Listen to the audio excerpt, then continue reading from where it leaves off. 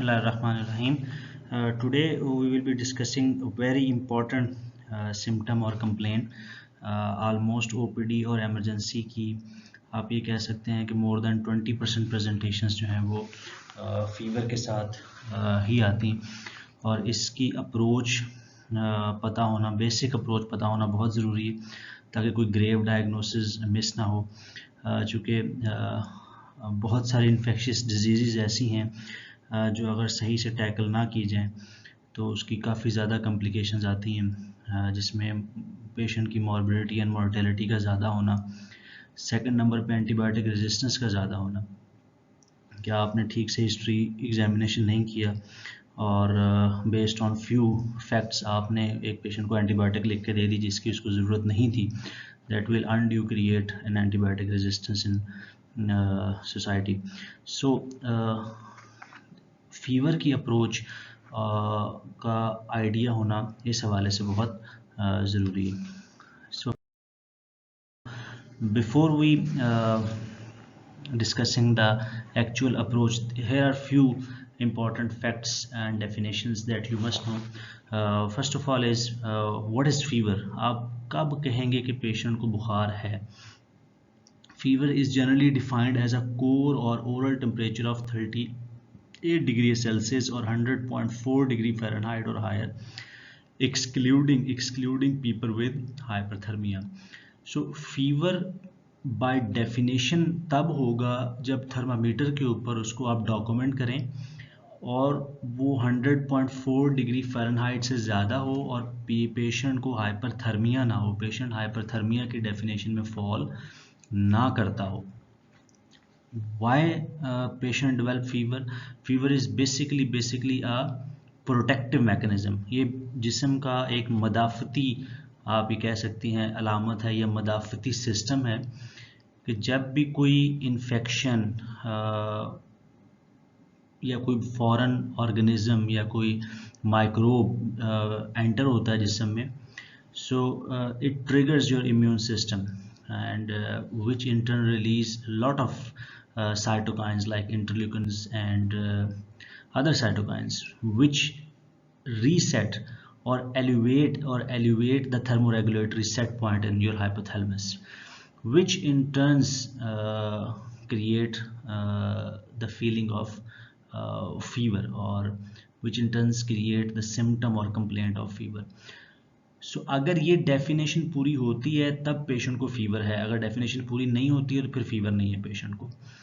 अब बहुत सारे पेशेंट हमारे पास आते हैं जो बेसिकली कह रहे होते हैं कि डॉक्टर साहब मेरे अंदर बुखार है, मेरी हड्डियों में बुखार है, बाहर नहीं आता, जिस्म पे हाथ लगाएं जिस्म ठंडा है, थर्मामीटर पे चेक करें तो बुखार नहीं है, लेकिन अंदर बुखार है मुझे।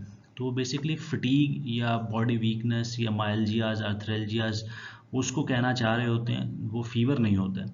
और बहुत दफ़ा मैंने देखा है कि हिस्ट्री प्रूव ना करने की वजह से इसी तरह के एफिब्राइल पेशेंट्स को एंटीबायोटिक्स मिल रही होती हैं।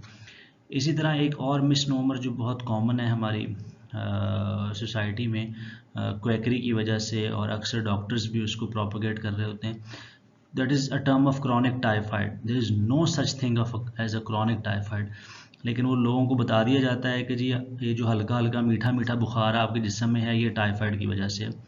तो टाइफाइड आपकी हड्डियों में बैठ गया है, आपके पट्ठों में बैठ गया है, आपकी आंतड़ियों में बैठ गया है, तो इस वजह से आपको ये बुखार वाली फीलिंग रहती है। Again this is not fever, it might be a case of fatigue, it might be a case of fibromyalgia, it might be a case of chronic fatigue syndrome, it might be a case of anything else, but it's not fever. For the patient to have fever, you must document it, that that body temperature must be above 100.4 degree Fahrenheit and the patient doesn't have hyperthermia.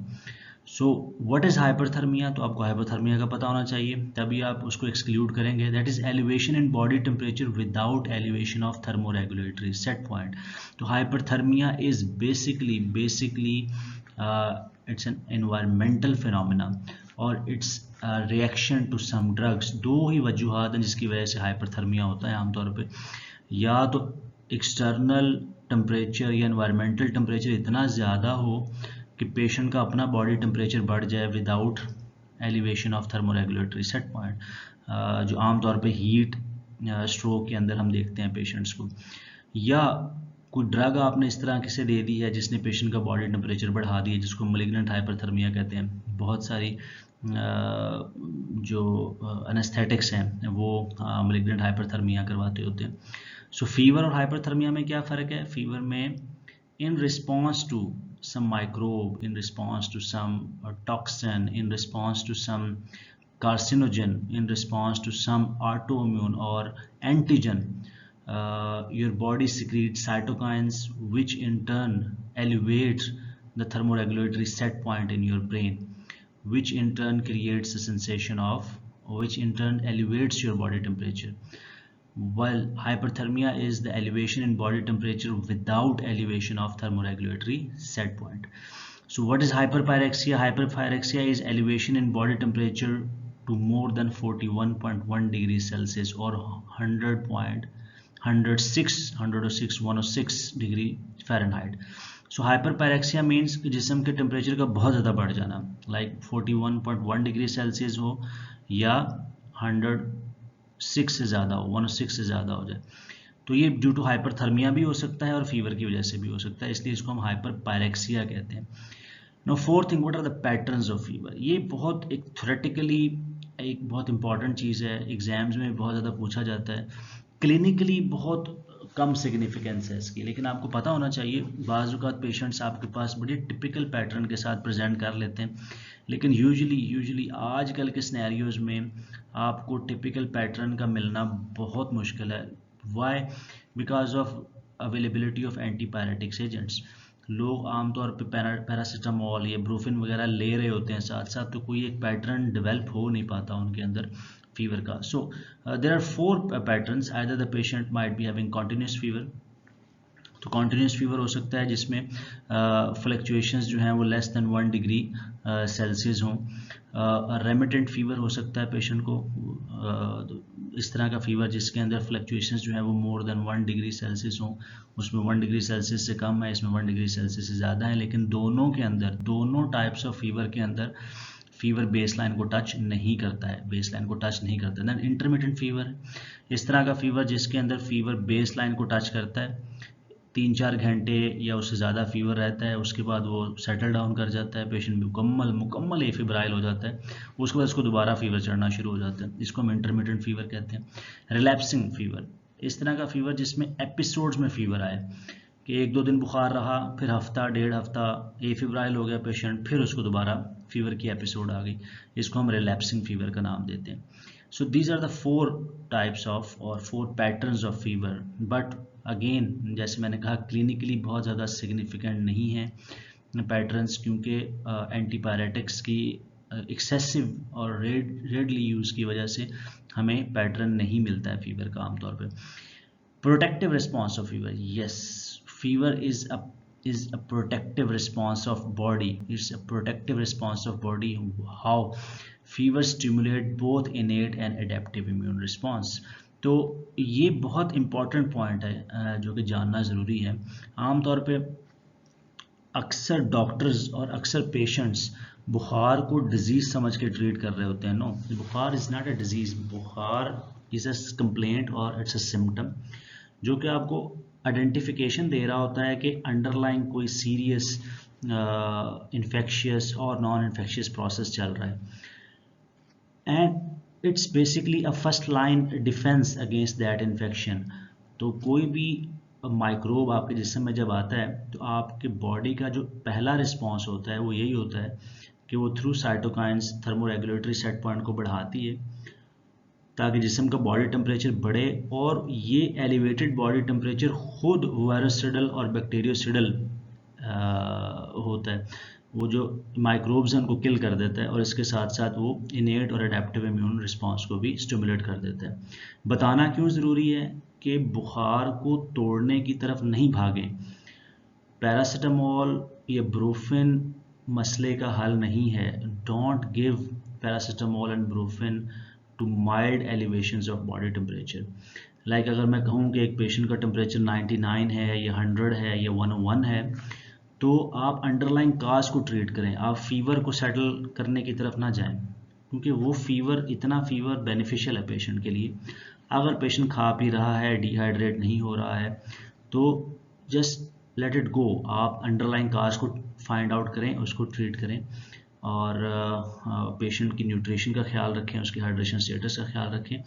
Antipyretics की तरफ ना जाएं बेशक, लेकिन अगर 101 से ज़्यादा है, that becomes that turns counter productive. उसके लिए फिर हमें एंटीपायरेटिक देना होता है। 101 से फीवर अगर ज़्यादा है तो उसमें हम रिकमेंड करते हैं कि आप पेशेंट को एंटीपायरेटिक दें ज़रूर। So now we will discuss about how to approach the patient presented with fever.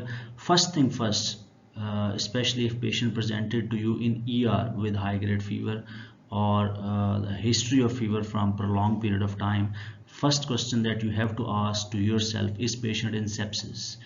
कि क्या आपका पेशेंट जो बुखार के साथ आया है वो सेप्सिस में तो नहीं है। What is sepsis? Sepsis is a life threatening organ dysfunction due to dysregulated host response to the infection.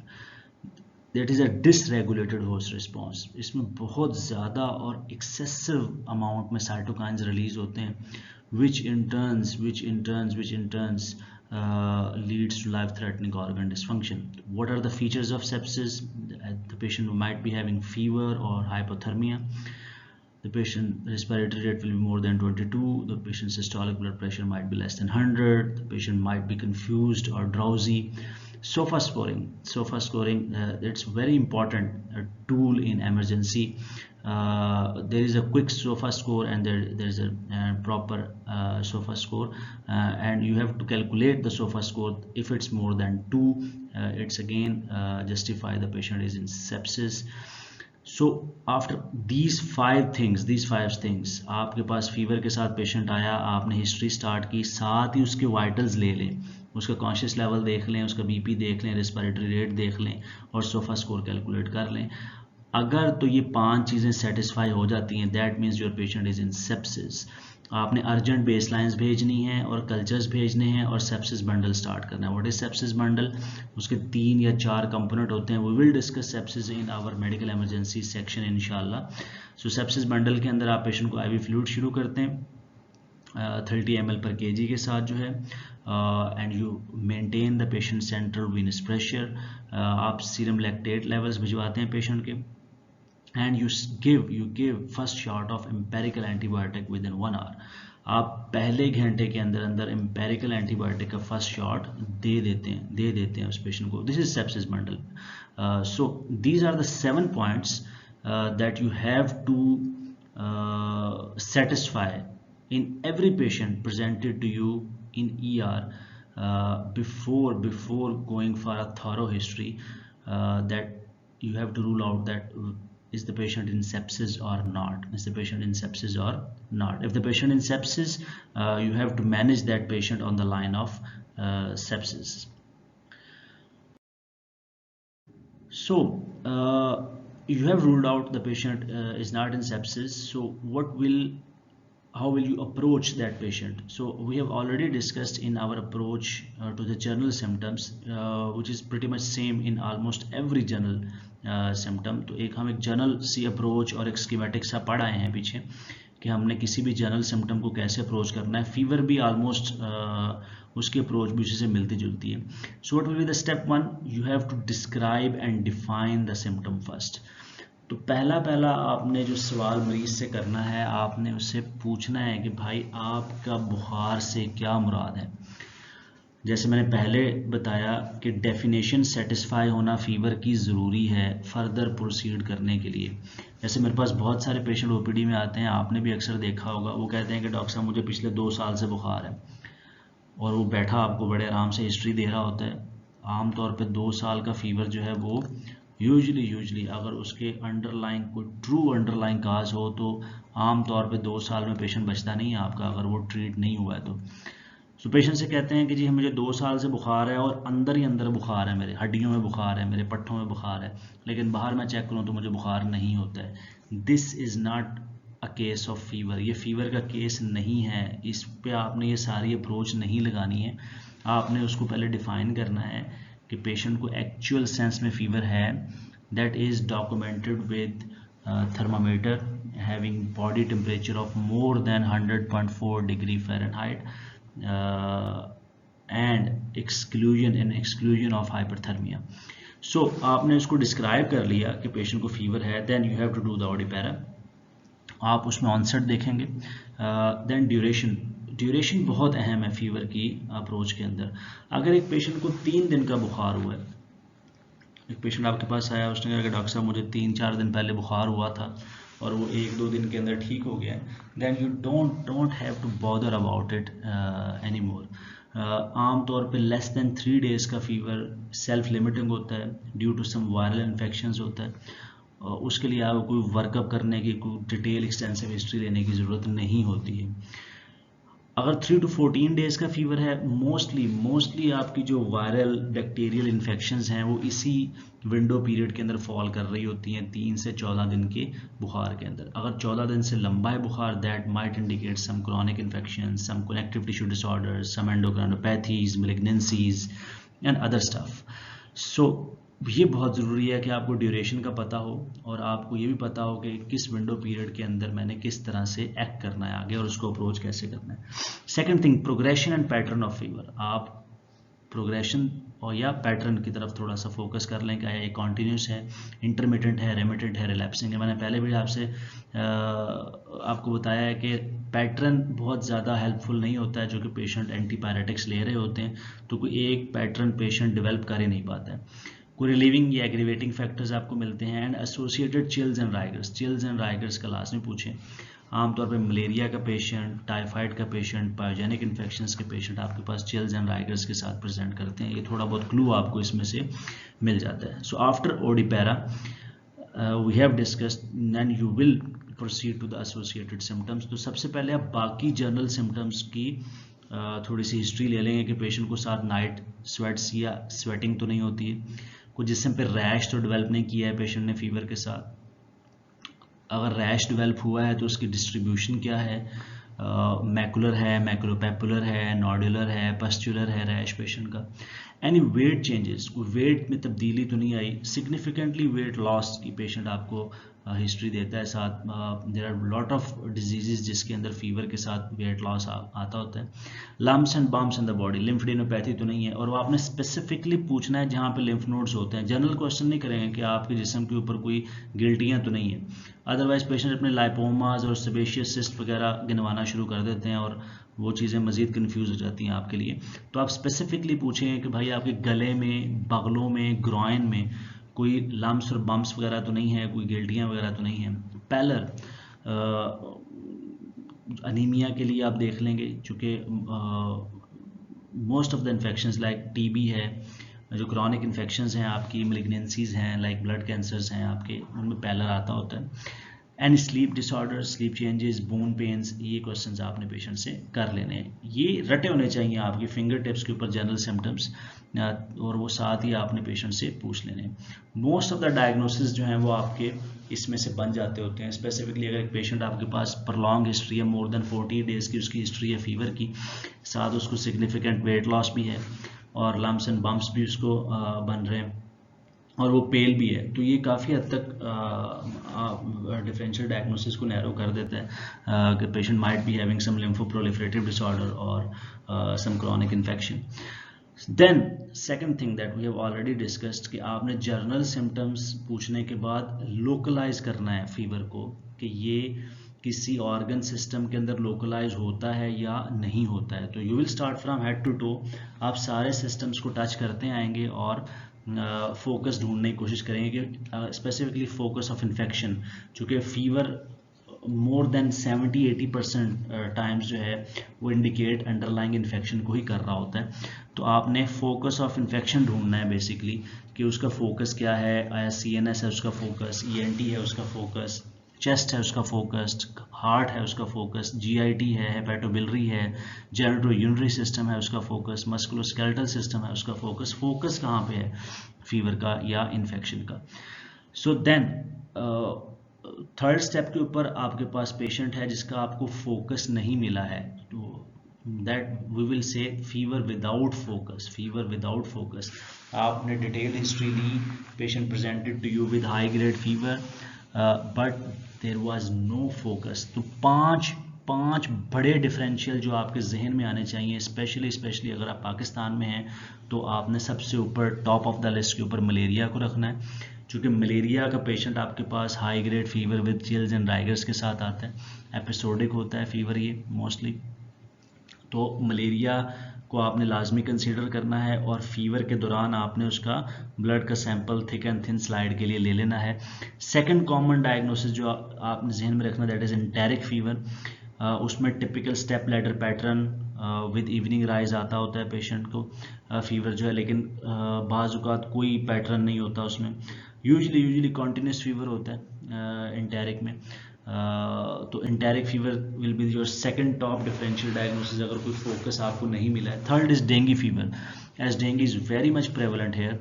तो यूजली पेशेंट आपके पास जर्नल नॉन स्पेसिफिक सिम्टम्स के साथ ही आते हैं। हाई ग्रेड फीवर है with chills and rigors along with severe myalgias, arthralgias, headache, retroorbital pain, some throat pain, लेकिन आपको फोकस ऑफ इन्फेक्शन नहीं मिलता है इसके अंदर भी।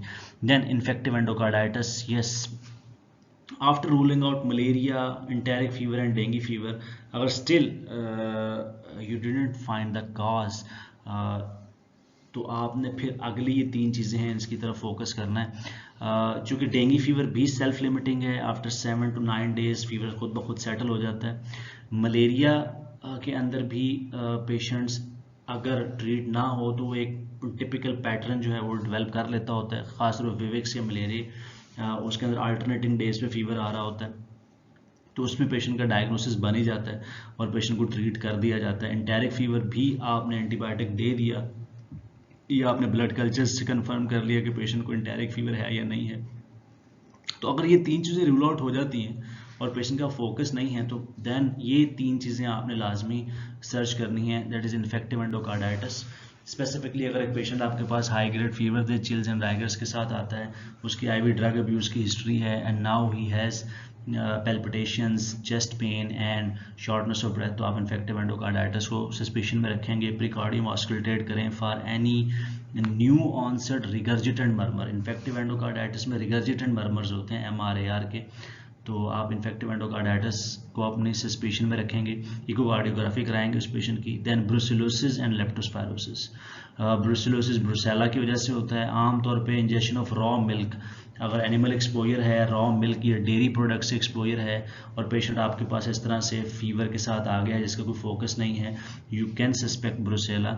आप इसमें उसकी सीरोलॉजीज भेज देंगे पेशेंट की। देन लेप्टोस्पायरोसिस हो सकता है, ख़ासतौर पे कोई पेशेंट जो है वो माइनर है या वो जेनिटोरियल स्टाफ से रिलेटेड है, क्योंकि ये आमतौर पे एनिमल यूरिन से फैलता है, स्पेसिफिकली रैट यूरिन से लेप्टोस्पायरोसिस, तो उनमें रिस्क ज़्यादा होता है। जो सीवर्स होते हैं, माइनर्स होते हैं, जेनिटोरियल स्टाफ होते हैं या जिनकी वर्किंग कंडीशंस या लिविंग कंडीशंस बहुत ज़्यादा हाइजेनिक नहीं हैं, वहाँ पे लेप्टोस्पायरोसिस का रिस्क बहुत ज़्यादा होता है, बहुत ज़्यादा होता है। तो इसमें भी आप इनकी सीरोलॉजीज भिजवा देंगे पेशेंट की जो है, अगर आपको कोई फोकस नहीं मिलता है। सो फीवर विदाउट फोकस, 5 बड़े डिफरेंशियल्स हैं उसके, malaria, enteric, dengue, infective endocarditis, Brucella and leptospirosis, 6 differentials बन जाते हैं।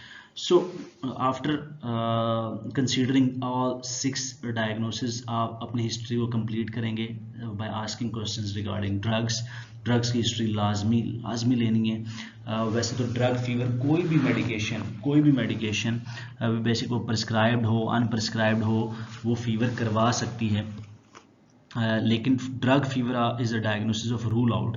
ये आपने ठक से, एक पेशेंट आपसे कहता है कि जी मैं ये दवाई लंबे अरसे के लिए ले रहा हूँ और पेशेंट अब फीवर के साथ आ जाता है, तो आपने उसका ड्रग फीवर डायग्नोसिस नहीं बनाना है। पहले आप कॉमन काजेज रूल आउट करेंगे like infections and other non infectious etiologies before labelling that patient might be having drug fever. चूँकि ड्रग फीवर को कंफर्म करने के लिए आपको डिसकंटिन्यू करनी पड़ेगी वो ड्रग जो है, हो सकता है पेशेंट के लिए डिसकंटिन्यू करना मुमकिन ना हो उस वक्त, ख़ासतौर पे अगर वो कोई एंटी एरिथमिक ले रहा है, कोई कार्डिक ड्रग्स ले रहा है पेशेंट जो उसके लिए लाइफ सेविंग है। Environmental exposure, yes this is very important thing जो आपने प्रूव करनी है वहाँ पे कि इन्वायरमेंटल एक्सपोजर किस तरह का है, उसकी लिविंग कंडीशंस किस तरह की हैं, उसकी वर्किंग कंडीशन किस तरह की है, हाइजीन स्टेटस किस तरह का है, पर्सनल हाइजीन उस पेशेंट की किस तरह की है, अब आया वो हाथ धोता है या नहीं धोता है, इर्द गिर्द जानवर चूहे हशरात ये तो नहीं है जहाँ पे रह रहा है, इर्द गिर्द का माहौल किस तरह का है, कोई गंदे पानी का जौड़ वगैरह तो नहीं है, पीने वाला पानी किस तरह का है, उसका वो साफ़ मुयस्सर है उसको या नहीं है, या गंदा पानी इस्तेमाल हो रहा है, खाने की कंडीशन किस तरह की है, खाना पीना ठीक है उसका या नहीं है, इर्द गिर्द कोई फैक्ट्री एरिया वगैरह तो नहीं है, उस लोकल एरिया में कोई इन्फेक्शन प्रेवलेंट तो नहीं है। तो ये इन्वायरमेंटल एक्सपोजर आप लाजमी पूछेंगे और बड़ा डिटेल से प्रूव करेंगे। देन कोई टॉक्सिन एक्सपोजर की हिस्ट्री तो नहीं है, कोई पेस्टिसाइड एक्सपोजर की हिस्ट्री तो नहीं है उस पेशेंट की जो है। Travel history, yes very important, specifically infections के पॉइंट ऑफ व्यू से ट्रैवल हिस्ट्री मिस नहीं कर सकते हैं आप। तो आप पेशेंट से पूछेंगे in last 6 weeks to 3 months, पिछले 3 माह में उसने ट्रैवल तो नहीं किया है, और जहाँ पर ट्रैवल किया है वहाँ पे कौन कौन सी इन्फेक्शंस एंडेमिक है उसका भी आपको नॉलेज होना चाहिए। और ट्रैवल हिस्ट्री में आप HIV, मलेरिया, टाइफाइड फीवर इनको कंसिडरेशन में हाई रखेंगे अपने। High risk social and sexual behaviours, तो कोई इंट्रावीनस ड्रग अब्यूज़ की हिस्ट्री तो नहीं है, कोई इलिसिट सेक्सुअल एक्सपोजर की हिस्ट्री तो नहीं है। These are very important question, specially considering if you are considering the diagnosis of hepatitis B and C, HIV and syphilis. Then nursing home, recent hospitalisation, ये nosocomial infections की तरफ point out करती हैं and they are very very dangerous to consider कि एक patient आपके पास कहीं nursing home से आया है, ये in last 6 weeks to 3 months में हॉस्पिटलाइज रहा है और अब आपके पास दोबारा हाई ग्रेड फीवर के साथ आ गया, तो हो सकता है वो किसी रेजिस्टेंट बग के साथ इन्फेक्ट हुआ हो या नोसोकोमियल इन्फेक्शन हुई हो। जो why they are very dangerous, because इनकी मॉर्बिडिटी एंड मोर्टेलिटी काफ़ी ज़्यादा होती है and most of the time जो है वो अंडरलाइंग बग या तो मेथिसिन रेजिस्टेंट स्टैफ ऑरियस होता है या सूडोमोनास निकलता है या ESBL प्रोड्यूसिंग बग्स निकल आते हैं। देन इम्यूनो कम्प्रोमाइज स्टेट्स आपने देखनी है कि कोई डायबिटिक तो नहीं है, स्टीरॉयड तो नहीं ले रहा था पेशेंट, कोई मेलिग्नेंसी तो नहीं है उसको, कीमोथेरेपी तो नहीं चल रही है उस पेशेंट की जो है। तो इम्यूनो कम्प्रोमाइज स्टेट्स पे आपने एक नज़र डालनी है और उसके क्वेश्चंस पूछ लेने हैं। वैक्सीनेशन हिस्ट्री लाजमी लेनी है, ख़ासतौर पे both EPI and current infections दोनों के अगेंस्ट वैक्सीनेशंस की हिस्ट्री लेंगे आप जो है। अगर तो यंग बंदा है या अर्ली एडोलेसेंट एज के अंदर है तो फिर EPI की सारी की उसको बचपन में सारी वैक्सीनेशंस लगी हैं या नहीं लगी हैं। इसके अलावा कोविड की वैक्सीनेशन का आप उनसे क्वेश्चंस कर लेंगे, मेनिंजोकोकल वैक्सीन्स का क्वेश्चन करेंगे। अगेन आपने जिस एरिया से पेशेंट आया है वहाँ की डिजीज़ प्रेवलेंस को देखते हुए अवेलेबल वैक्सीनेशन का क्वेश्चन लाजमी करना है कि ये वैक्सीनेटेड है वहाँ से या नहीं है against any particular prevalent infection. Tick bite की हिस्ट्री, एनिमल बाइट की हिस्ट्री, मॉस्किटो बाइट की हिस्ट्री ये लाजमी लेंगे। टिक बाइट्स के साथ आपको पता है बहुत सारी इन्फेक्शंस जो हैं वो अटैच हैं, जिसमें लाइम्स डिजीज़ है that is very prevalent. Patient आपके पास fever, joint pain, skin rash के साथ प्रेजेंट करता है and then later on he might develop some cardiomyopathy और peripheral neuropathy as well. Then Rocky Mountain spotted fever, वो आपके पास टिक बाइट की वजह से आ सकता है लेकिन वो यहाँ पाकिस्तान में प्रेवलेंट नहीं है, लेकिन लाइम्स डिजीज़ के केसेस यहाँ पे निकल आते होते हैं। एनिमल बाइट का आपने लाजमी देखना है कि किसी चीज़ ने काटा तो नहीं है, स्पेसिफिकली किसी चूहे ने, बैट ने या डॉग ने या कैट ने, जो कि उसमें रेबीज़ का रिस्क होता है। मॉस्किटो बाइट बहुत अहम है क्वेश्चन पूछना, और आपने ये भी देखना है कि उस एरिया के अंदर मॉस्किटो बोर्न कौन कौन सी डिजीज़ प्रेवलेंट है। टॉप ऑफ द लिस्ट में मलेरिया एंड डेंगू फीवर है, तो ये दोनों कंसीडर करते हुए आपने मॉस्किटो बाइट की हिस्ट्री लाजमी लेनी है। पेट एक्सपोजर, पेट्स कौन कौन से हैं, पेट्स की हाइजीन कैसे है, पेट्स वैक्सीनेटेड हैं या नहीं हैं उस पेशेंट के पास अगर कोई पेट है। आमतौर पे अगर बर्ड्स वगैरह रखे हुए हैं तो उसमें सेटाकोसिस का रिस्क होता है। Domestic and wild life exposure, yes, domestic and wild life exposure, उसकी हिस्ट्री आप लेंगे। इम्प्रॉपरली कुक्ड और रॉ डाइट जो है, जैसे हमने डिस्कस किया, ब्रोसिलियोसिस का रिस्क होता है इसमें, लेप्टोस्पायरोसिस का रिस्क होता है। So you have to complete this history by asking all these questions: drugs, environmental exposure, toxins, travel history, high risk social and sexual behaviors, nursing home and recent hospitalization, immunocompromised states, vaccinations, then bites, domestic and wildlife exposure, and then improperly cooked or raw diet। इसी sequence के साथ आप ये अपने जहन में एक scheme बना लें ताकि कोई क्वेश्चन मिस ना हो। then after completing history, if you come against a case जिसको लेबल किया हो फीवर ऑफ अननोन ओरिजिन और पायरेक्सिया ऑफ अननोन ओरिजिन, तो आपने सबसे पहले उसकी डेफिनेशन फुलफिल करनी है। That is a fever for more than 3 weeks with initial workup fail to identify the cause. और इसमें बाज़ डेफिनेशंस 3 दिन का हॉस्पिटल स्टे भी लिखती हैं कि एक पेशेंट है आपके पास, वो 3 हफ्ते से लंबे बुखार के साथ आया है और उसका इनिशियल वर्कअप जो हुआ है जिसमें बेस लाइन्स हैं, उसके चेस्ट एक्सरेज हैं, वो नेगेटिव आए हैं, तो that case justifies the diagnosis of pyrexia of unknown origin. तो underlying causes pyrexia of unknown origin में कॉमनली अगेन क्रोनिक इन्फेक्शंस होती हैं, लाइक ट्यूबरकुलोसिस, को हिडन एब्सेसिस पड़ी हों, को फंगल इन्फेक्शंस हों।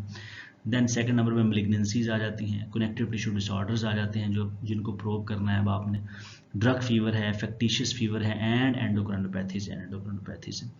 तो ये सारे के सारे क्वेश्चन जब आपने करने होते हैं। तो स्टेप 4 के अंदर आपने एंडोक्राइनोपैथीज को भी कंसीडर करना है, पूछना है, और कनेक्टिव टिश्यू डिसऑर्डर्स को भी। वो हमारी एक जर्नल स्कीम का हिस्सा है कि हमने उसके क्वेश्चंस लाजमी पुट करने हैं अपनी हिस्ट्री को कंप्लीट करने से पहले। So this is fever with a focus. अब एक चीज़ें थी जो मैं चाह रहा था कि मैं लाजमी मेंशन कर दूं ताकि आपको एक आइडिया हो जाए कि हमने फोकस को ढूंढना कैसे है फीवर के। So fever with signs and symptoms of focus of infection. So we will start. अगर एक पेशेंट फीवर के साथ आता है, उसको साथ हेडेक है, साथ कन्फ्यूजन है, नेक स्टिफनेस है, या फोकल डेफिसिट है, इनमें से कोई भी आ जाता है, तो that might be a case of meningitis. Meningitis में fever, headache and neck stiffness, ये 3 चीज़ें आती होती हैं। इंसेफेलाइटिस के अंदर आमतौर पे फीवर होता है, हेडेक होता है, और अल्टर्ड स्टेट ऑफ कॉन्शियसनेस होती है, या फिट्स के एपिसोड के साथ आते हैं पेशेंट, नेक स्टिफनेस नहीं होती। मेनिंगोइन्सेफेलाइटिस के अंदर दोनों चीज़ें आ जाती होती हैं। फोकल डेफिसिट आ गया, that might be a case of CNS abscess या सीएनएस ट्यूबरकुलोसिस।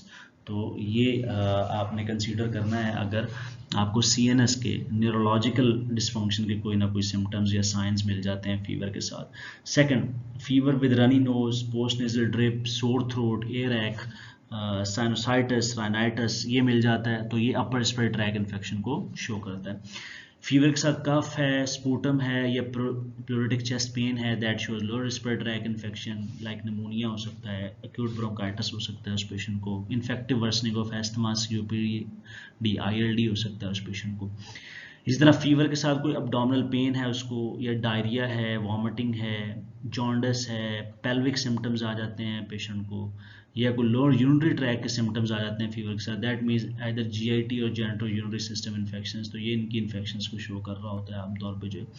इस तरह फीवर के साथ रैश आ जाएगा, रैश है, कोई एब्सेस आ जाती है, कुटेनियस स्किन एब्सेसेस आ जाती हैं स्किन सब का tissue, that might indicates viral exanthems. बहुत सारे वायरल इन्फेक्शंस इस तरह के हैं जिनमें रैश आता है, जिनमें मीजल्स है, रूबेला है, जर्मन मीजल्स हैं आपके पास, चिकन पॉक्स है आपके पास, मम्स है आपके पास, इनमें आपके पास रैश आ जाता होता है। सिफिलिस, यस, सिफिलिस के अंदर सेकेंडरी सिफिलिस में जनरलाइज मैक्रोपेपुलर रैश मिल जाता है। एंटेरिक फीवर के अंदर अपर चेस्ट में आपको मैकुलर रैश मिल जाता होता है। And other skin and soft tissue infections like erysipelas है, इम्पेटाइगो है, सेलुलाइटिस है, नेक्रोटाइजिंग फिशियाइटिस है, टॉक्सिक शॉक सिंड्रोम है, ये सारे के सारे जो हैं इनमें रैश आपको मिलेगा फीवर के साथ जो। Then fever with musculoskeletal symptom, joint pains हैं, बोन पेन्स हैं, इसमें इन्फ्लेमेटरी आर्थराइटिस हो सकता है आपके पास, ऑस्टियोमाइलाइटिस हो सकता है, लायम्स डिजीज हो सकती है, एक्यूट रोमैटिक फीवर हो सकता है। ये चारों बहुत कॉमन डायग्नोसिस हैं जो हमारे पास पाकिस्तान में आते हैं।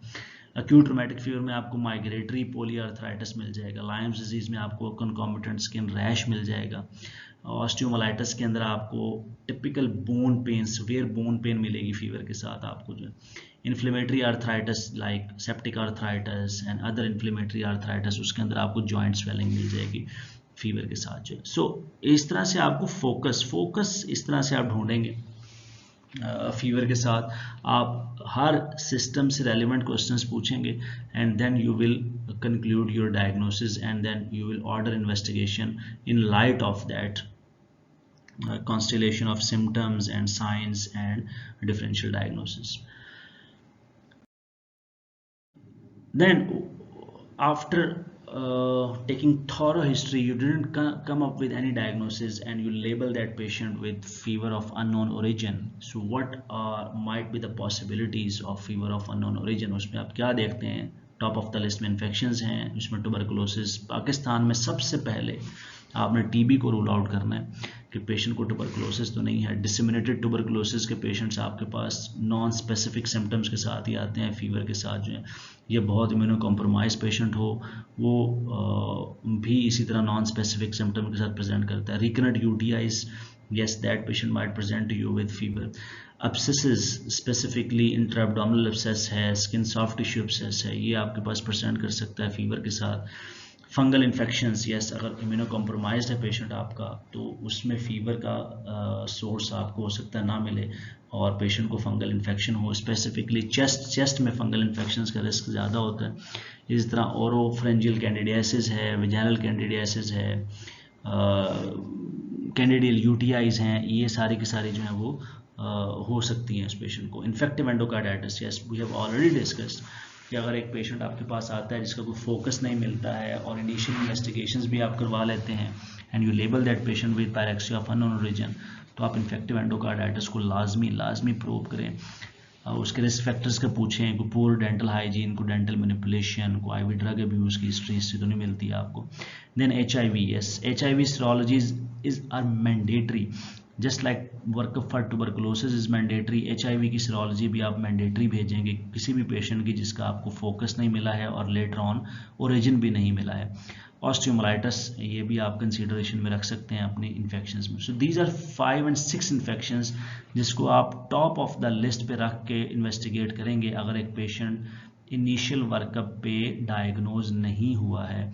तो आपने ट्यूबरकुलोसिस को, रिकरेंट यूटीआईज को, एब्सेसिस को, फंगल इन्फेक्शंस को, infective endocarditis, HIV and osteomyelitis इसको कंसिडरेशन में रखना है आपने। ट्यूबरकुलोसिस के लिए आप T-स्पॉट टेस्ट करवा सकते हैं अगर लिम्फोसाइट काउंट ठीक है उस पेशेंट की। रिकरेंट यूटीआईज के लिए आप अल्ट्रासाउंड के UV एंड यूरिन कंप्लीटेंट कल्चर्स भेजेंगे। एब्सेसिस के लिए आप डिटेल्ड एग्जामिनेशन करेंगे पूरे बॉडी का और अल्ट्रासाउंड चेस्ट एंड एब्डोमेन करा लेंगे।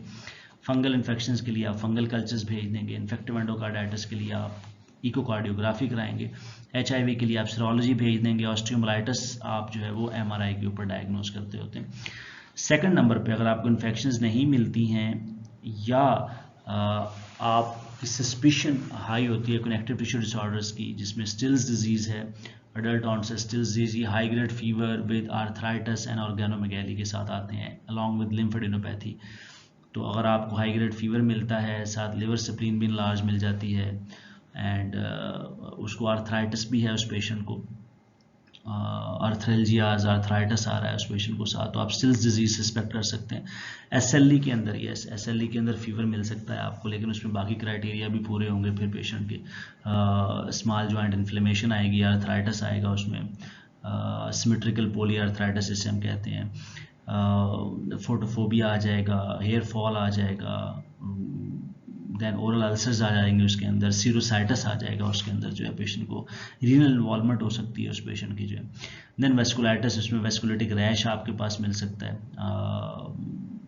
रीनल इन्वॉल्वमेंट, GIT की इन्वॉल्वमेंट मिल सकती है। तो कनेक्टिव टिश्यू डिसऑर्डर्स आप सस्पेक्ट करेंगे ऐसे पेशेंट में जिसमें आपको इन्फेक्शियस एटियोलॉजी नहीं मिली है, then you will proceed toward the investigations related to connective tissue disorder। Third पे आपके पास malignancies आ जाते हैं। अगर आपकी सस्पिशन हाई है या आपको इनिशियल इन्वेस्टिगेशन पे इन्फेक्शंस नहीं मिली हैं कोई, तो आप malignancies को देखेंगे, लाइक ल्यूकीमियाज को, renal cell carcinoma, hepatocellular carcinoma, ये तीनों आपके पास फीवर के साथ प्रेजेंट कर सकते हैं। देन अदर काजेज में आपके पास हाइपरथायराइडिज्म है टॉप ऑफ द लिस्ट पे। आप TSH, it's mandatory to send TSH in all the patients whose initial workup is failed. जिनका इनिशियल वर्कअप फेल हो चुका है उनमें आप लाजमन TSH भेजें, हाइपरथायराइडिज्म रूल आउट करें। ड्रग फीवर हमने पहले भी बताया था कि it's a diagnosis of rule out. Factitious fever हो सकता है उस पेशेंट को, ऑटो इन्फ्लेमेटरी कंडीशंस हो सकती हैं जैसे कि फेमिलियल मेडिटेरेनियन फीवर जो है वो उसका केस भी पेशेंट प्रेजेंट कर सकता है। Then examination of a case of fever, yes, जिस तरह से हमने हिस्ट्री में डिस्कस किया था कि you have to take a very thorough history and you have to localise the fever in a particular system, इसी तरह एग्जामिनेशन के अंदर भी आप thorough head to toe examination करेंगे। इसके अंदर initially you will start with the vitals लेंगे पेशेंट के, सेप्सिस को रूल आउट करेंगे, GCS देखेंगे, उसका यूरिन आउटपुट देखेंगे, लिम्फ नोड्स देखेंगे और रैश को देखेंगे आप जो है। अगर पेशेंट सेप्सिस में है, डिहाइड्रेटेड है या कॉम्प्लिकेटेड है तो आप उसको इमरजेंसी लाइंस के ऊपर मैनेज करेंगे और साथ साथ आप बाकी अप्रोच भी अपनी पूरी करते जाएंगे। देन आपने न्यूरोलॉजिकल डिसफंक्शन के लिए प्यूपल्स देख लें, साइंस ऑफ मेनिंजियल इरिटेशन देख लें, प्लांटर्स देख लें और रैपिड मोटर सिस्टम की एग्जामिनेशन कर लें और फंडोस्कोपी कर लें। ये 4-5 चीज़ें हैं जिसको आप रैपिड या शॉर्ट न्यूरोलॉजिकल असेसमेंट कह सकते हैं। आप जल्दी से प्यूपल्स देख लें, साइंस ऑफ मेनिंजियल इरिटेशन कर लें, प्लांटर्स देख लें पेशेंट के, मोटर फंक्शन में रिफ्लेक्सेस करवा के देख लें और फंडस देख लें पेशेंट की।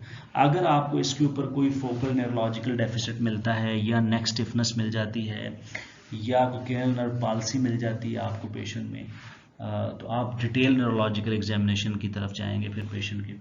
देन ENT एग्जामिनेशन आ गया आपके पास, आप आइज़ की और ENT की और ओरो डेंटल कैविटी की डिटेल एग्जामिनेशन कर लें। बाज़ औक़ात पेशेंट्स को डेंटल केरीज होते हैं, डेंटल एब्सेसेस बनी होती हैं, उसकी वजह से फीवर सेटल नहीं हो रहा होता। देन आपने चेस्ट एंड प्रिकॉर्डियल एग्जामिनेशन करना है। अगर हो सकता है आपको वहाँ पे कोई कंसोलिडेशन का पैच मिल जाए, प्लूरल एफ्यूजन मिल जाए आपको, प्रिकॉर्डियल एग्जामिनेशन के ऊपर आपको रिगर्जिटेंट मर्मर मिल जाता है तो that might indicates infective endocarditis. तो आपने डिटेल्ड प्रॉपर मेथडोलॉजी के साथ चेस्ट एंड प्रिकॉर्डियम को एग्जामिन करना है। देन एब्डोमिनल एग्जामिनेशन, उसके ऊपर हेपेटोस्प्लेनोमेगाली मिल सकती है आपको, लोकलाइज जनरलाइज टेंडरनेस मिल सकती है, या एविडेंस ऑफ पेरिनल और जेनिटल इन्फेक्शन, ये बहुत ज़रूरी है। आपको बाज़ का पेशेंट खुद नहीं बताता है तो एग्जामिनेशन पे आपको पता चलता है कि पेशेंट का फोकस तो यहाँ पे पड़ा हुआ है। Musculoskeletal examination, evidence of vertebral और अदर बोनी टेंडरनेस, अगर आपको वर्टिब्रल टेंडरनेस मिल जाती है या कोई बोनी टेंडरनेस मिल जाती है तो you might suspect a case of osteomyelitis. Evidence of arthritis और पेरियार्टिकुलर इन्फ्लेमेशन, यस, आर्थराइटिस के लिए आपने हर जॉइंट को एक दफ़ा पल्पेट करके और उसकी रेंज ऑफ मोशन चेक करके देख लेना है एक दफ़ा आपने। Investigating the case of fever, yes, इसमें 3-4 अहम पॉइंट्स हैं जो आपने कंसिडरेशन में रखने हैं इन्वेस्टिगेशंस लिखने से पहले। ऐसे इररेलेवेंट और बेतहाशा थोक के हिसाब से आप नहीं लिखेंगे इन्वेस्टिगेशंस इस पेशेंट्स को। So fever of less than 3 days require no investigation. अगर एक पेशेंट का फीवर 3 दिन में ख़त्म हो गया है तो ऐसे मरीज़ को किसी इन्वेस्टिगेशन की ज़रूरत नहीं है। He might be having some viral flu या वायरल इन्फेक्शन जो कि खुद ब खुद सेटल हो गई है। Fever with clear focus of infection and self limited course require no investigation. अगर कोई पेशेंट आपके पास फीवर के साथ आता है और उसका बड़ा ऑब्वियस सा फोकस है, जैसे उसको सोर थ्रोट है लेट से, या उसको अक्यूट राइनाइटिस है लेट से, या उसको अक्यूट टॉन्सिलाइटिस है, और आपको पता है कि इसका कोर्स जो है वो 5 to 7 days का है, उसके बाद ये खुद ब खुद सेटल हो जाएगा, तो इसमें भी आपको किसी इन्वेस्टिगेशन को करवाने की ज़रूरत नहीं है।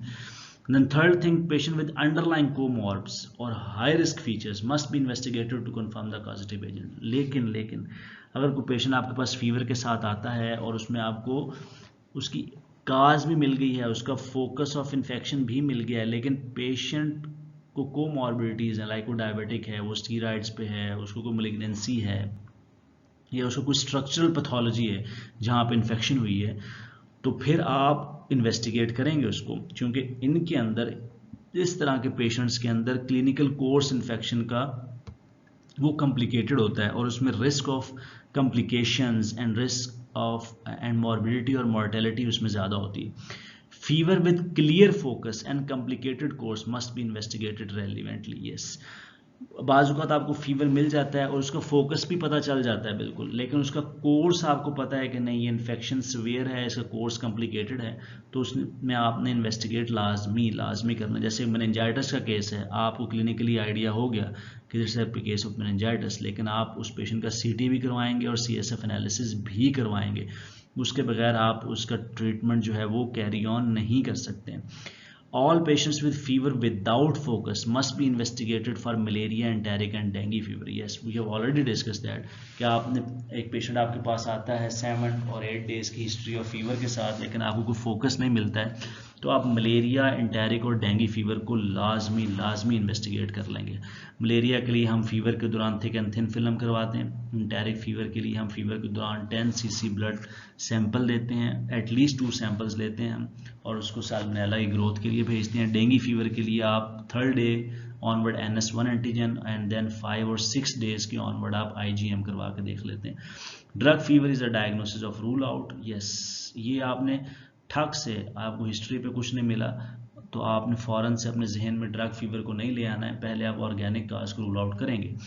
CRP and PCT, procalcitonin levels and CRP can be used as guide for severity of infection, likelihood of sepsis. बाज़ एक पेशेंट बहुत सिक कंडीशन में आता है तो ये 2 मार्कर्स आपको इंडिकेशन दे देते हैं severity of infection की, but they are not helpful in diagnosing the cause of fever.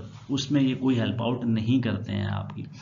So first line investigation क्या होंगे आपके पास? एक पेशेंट आपके पास फीवर के साथ आता है, उसका 4था-5वां दिन है, उसका फोकस क्लियर है लेकिन कोर्स कॉम्प्लिकेटेड है उसका, या अंडरलाइन कोमॉर्बिडिटी है, इम्यूनो सप्रेशन है, तो आप लाजमी CBC भी करवाएंगे उस पेशेंट की, बेसिक मेटाबॉलिक प्रोफाइल भी करवा लेंगे उस पेशेंट की, like LFTs, RFTs and serum electrolytes to see the reserve. Chest X-ray करवाएंगे उसका एंड यूरिन कंप्लीट करवा लेंगे। This is the septic screen, basic septic screen, जिसमें आप CBC करते हैं, चेस्ट एक्सरे करते हैं, यूरिन कंप्लीट करते हैं और मेटाबॉलिक प्रोफाइल करवा लेते हैं देखने के लिए। So this will be your first step. इसमें आपको कुछ नहीं मिलता है, ये हल्का सा क्लू मिलता है, तो you will proceed towards second line investigations which include 2 sets of blood cultures, 2 sets of blood for culture sensitivity and urine culture sensitivity, serologies for HIV and hepatitis, stool analysis, LP and CSF analysis and ultrasound chest and abdomen. So ये second tier के ऊपर आपके पास आती हैं कि आप cultures भिजवा देंगे, आप HIV एंड हेपेटाइटिस की सीरोलॉजी भी भिजवा देंगे, स्टूल एनालिसिस करवाएंगे उस पेशेंट का, LP एंड CSF एनालिसिस करेंगे अगर एक पेशेंट का फोकस जो है वो आपको ब्रेन लग रहा है, अल्ट्रासाउंड चेस्ट एंड एब्डोमेन भी आप करवा के देख लेंगे to find any hidden abscesses. Second line के बाद थर्ड लाइन में आप आ जाते हैं, आप T-स्पॉट टेस्ट भेजेंगे TB का। इसको हमने थर्ड लाइन में इसलिए रखा हुआ है क्योंकि ये महंगा है काफ़ी। अगर आपको ऑब्वियस फोकस नहीं मिला है जहाँ पे TB हो सकती है और स्पूटम पॉसिबल नहीं है, तो फिर आप T-स्पॉट टेस्ट की तरफ जाएंगे। Echocardiography to rule out effective endocarditis, CT scan आप करवा के देख सकते हैं, CT chest abdomen pelvis with contrast. Then TSH, ANA and ANCA levels आप भिजवा देते होते हैं for vasculitis and hyperthyroidism and connective tissue disorders. Third line के ऊपर आपने ये चीज़ें रखनी है, TB, echocardiography, CT scan, TSH, ANA and ANCA levels. Then fourth line के ऊपर, यहाँ पे भी अब आपका डायग्नोसिस नहीं बना है, then you move toward the fourth line जिसमें आपके पास बायोप्सीज आ जाती हैं रेलिवेंट, PCR आ जाता है या PET CT स्कैन आ जाता होता है। So based on the focus, if you find any focus लेकिन आपको डायग्नोसिस नहीं कंफर्म हो रहा, तो आप बायोप्सी कर सकते हैं, PCR भेज सकते हैं या PET CT स्कैन वगैरह करवा सकते हैं। सो